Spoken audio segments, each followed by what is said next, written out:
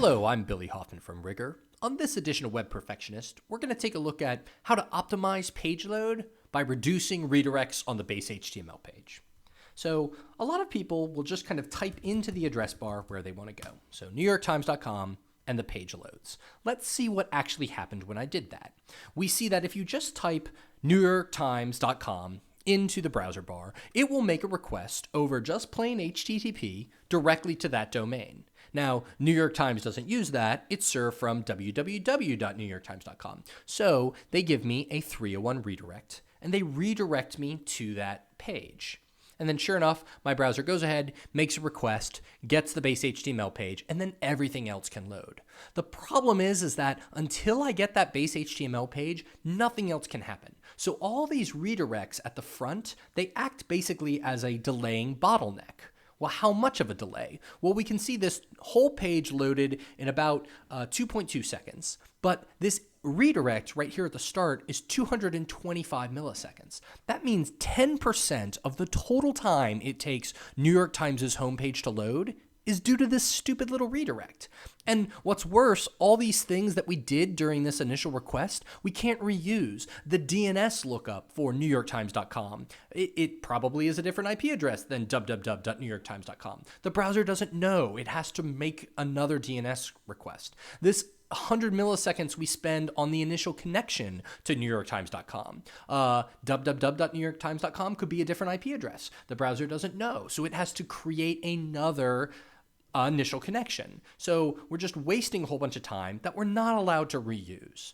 And it gets worse the more redirects we stack up in the front. So let's take a look over here. I'm going to load NewYorkTimes.com as if I were a mobile device. We actually can see over here in the Rigor monitoring app, the configuration we used. We're loading it like we were an older iPhone, and we have a viewport setting.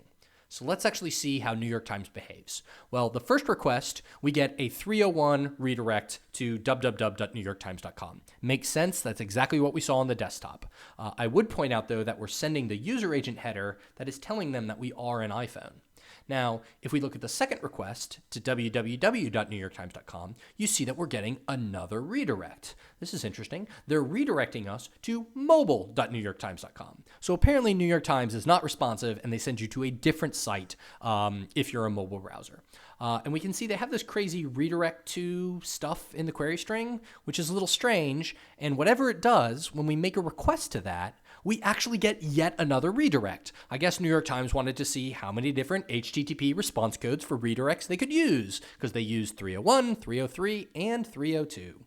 That's impressive. So we can see that we request this thing and we get redirected yet again to mobile.newyorktimes.com with a crazy refer. Now, this last one might have been some analytics. I have no idea. But the net result is that it takes 4 requests before we actually get to the base HTML page. And just look at this. We've pushed the entire waterfall just over. These first 3 redirects took about 200 milliseconds. This final request took a second, 1.2 seconds. That's not very good. So the net effect of this is we've just pushed everything over. Now, this is silly because the New York Times, when I typed this in, it knew enough to redirect me directly to mobile.newyorktimes.com. It knew my user agent. It saw I was a mobile device. It could have, but instead, it's like it's only got a checklist and says, oh, NewYorkTimes.com, you need to go to www.newyorktimes.com. And then that site is like, oh, you're mobile, you need to go over here. And like you can consolidate all those steps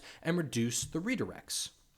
Now, this happens not only just, example.com to www.example.com or, example.com to mobile.example.com. It also happens when you're dealing with SSL. So in this case, I went to the CIA's website and I just typed cia.gov into the address bar.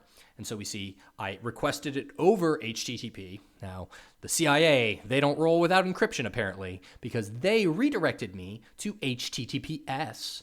And they redirected me to www.cia.gov. So that's awesome. A lesser site might have first redirected me to cia.gov over SSL, and then that would have redirected me to www.cia.gov over SSL. But these guys, they were pretty smart. They redirected me straight to www.cia.gov over SSL. But then they did something that was really stupid, because if we click into this, we can see that they're redirecting me from www.cia.gov with just a slash to index.html. This is what's called a default document. And basically, you should configure the web server so that if they just request www.cia.gov slash and nothing else, it should be smart enough to just serve me this default document.